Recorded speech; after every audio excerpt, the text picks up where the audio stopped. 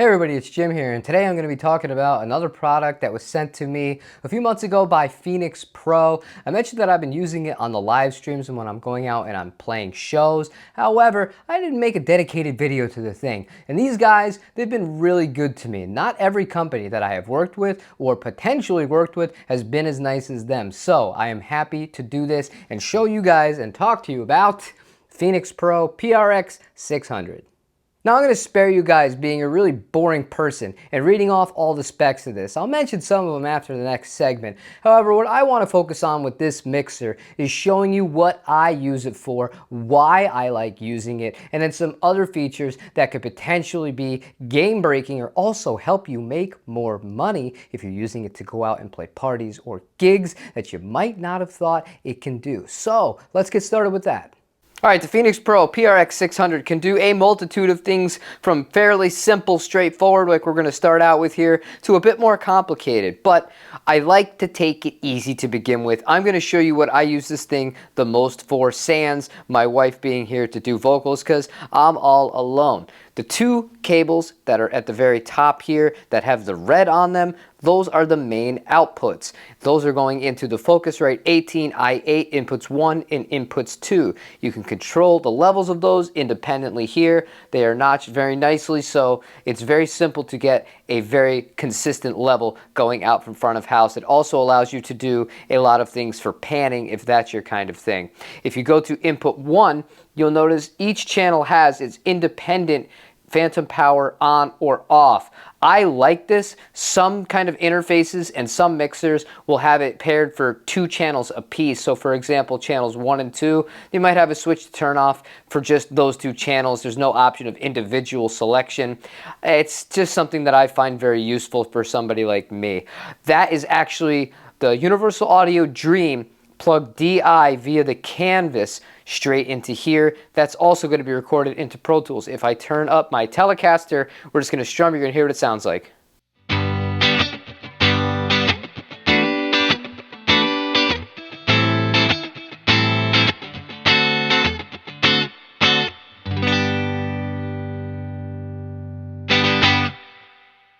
So it's a very, very solid sound. And the first thing I'm going to address right now is, but does this color your tone? Right now, I have all the EQs set to neutral, the gain set to neutral. But what I also did, because of the wonderful canvas from Walrus Audio, I'm able to also have a through output. So I'm going to be doing a back-to-back, playing a simple thing. Both are coming direct from the Universal Audio, and we're going to compare how the two sound next to each other.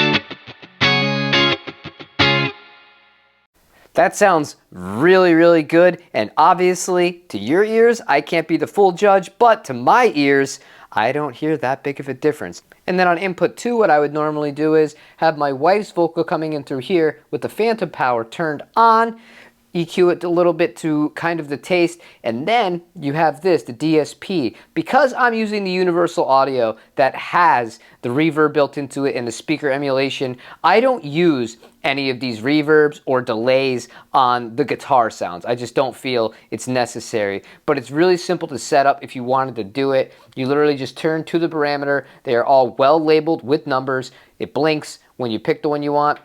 You click it. That's it. You're right there.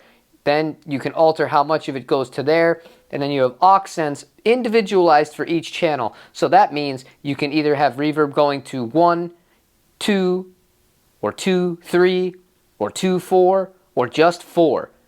If that makes any sense to you, that just basically means when you turn on one of these effects, it's not universally going to the same channels all at once, and it's also not going with the same amount of the effect, and that is very important for a professional environment.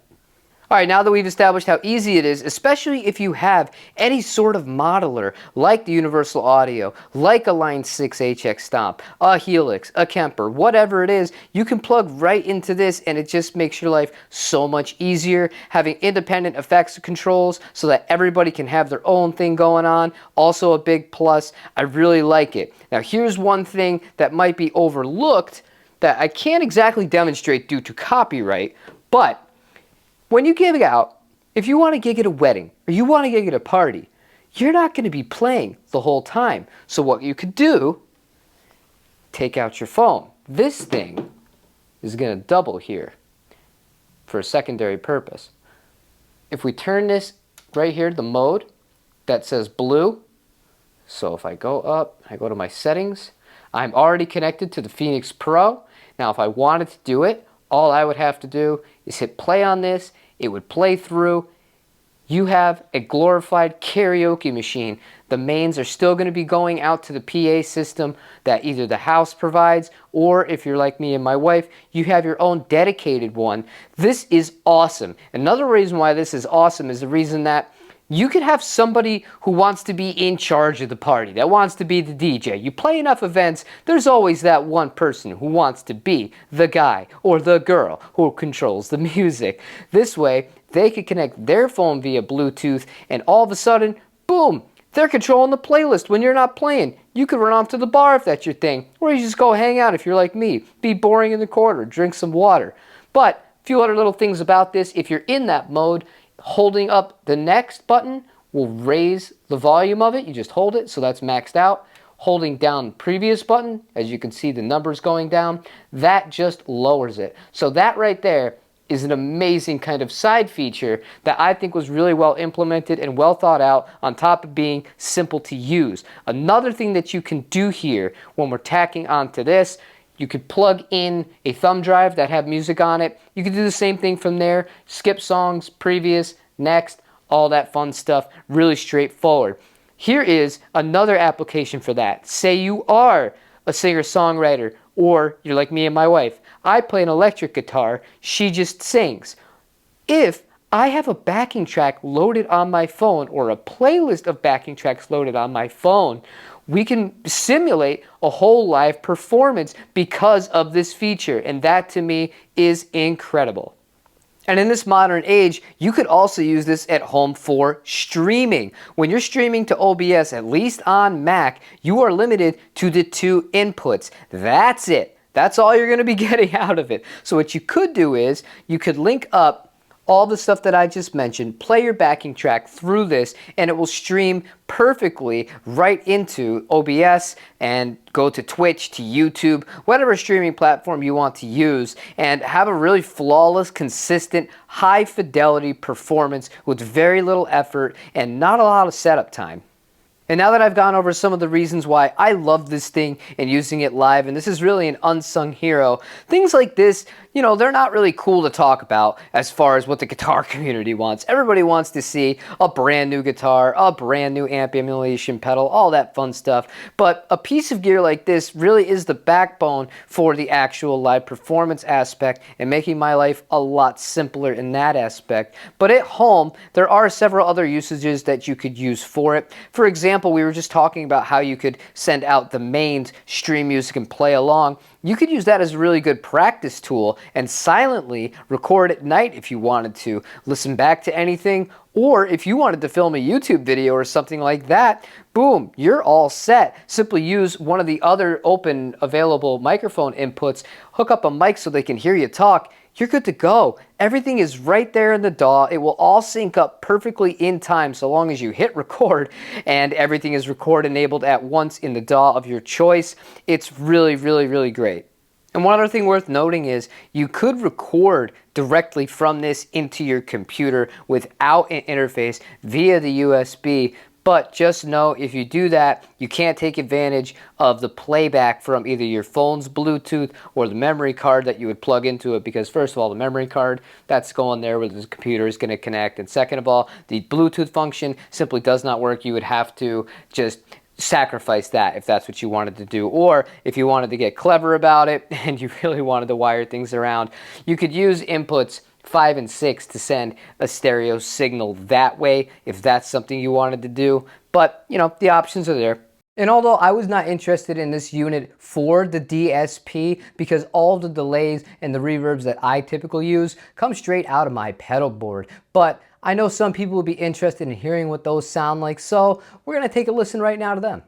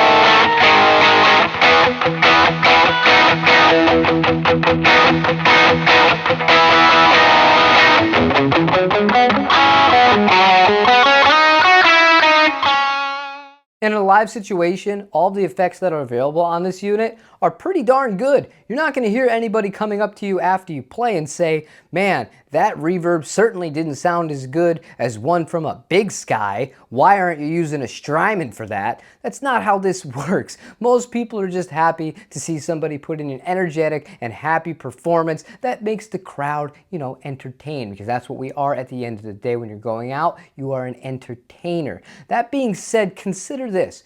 If you're somebody like we were before we had this, we had a TC Helicon voice pedal that had a compressor in it and a delay and a reverb, and I think it even had the option for a little bit of pitch correction on it. This thing, sans the pitch correction, makes that redundant, and it costs less money. So even if you were just looking at those kinds of effects, factor in that you can use this, have it dialed in to whatever kind of pub, any kind of coffee shop, any kind of party event that you want to go play to, or if you're playing a bigger venue, feeding this into their PA system. That alone is worth the price of admission to me. And as far as the build quality goes, this thing actually has a decent weight to it, and I prefer that. I don't like when something feels like a toy in my hands. This definitely doesn't. The jacks have held up really well. The input jacks are the Nutrix style of them, meaning you could directly plug in a cable from a bass guitar or a guitar or a microphone, whichever one. It'll work all across each individual channel in that manner. The only kind of con that I have for them, this power supply. Practice here, it's awesome because it's not one of those cheap ones. This actually goes in, and once it's in there good, it screws in. It's not coming out. That's not my problem with it. I prefer that, and I also like that it has an on and off switch. Not every piece of gear like this has this. This is the problem. It's just not long enough. If you guys could make one that's a little bit longer, make my life a little bit easier when it comes to setting things up. Now, I kind of have things exactly where I want them, and any other additional level adjusting that needs to happen will happen through an additional PA that the house is using at the time. But if I didn't have that available to me and I did want to make more changes on the go, being able to be closer to the unit would be a plus. So the sound quality of this device is really good. You heard it for yourself. When we did the Universal Audio Dream straight through the canvas, right in, and then the Universal Audio Dream to the canvas into this mixer at neutral settings, sounded absolutely great. The build quality is there. This thing has held up really well. I've had no issues with this, no faulty connections, nothing is coming loose, and the price is there, which makes the fact that the build quality is as good as it is. I think this is $120 US if you were to purchase one of these new.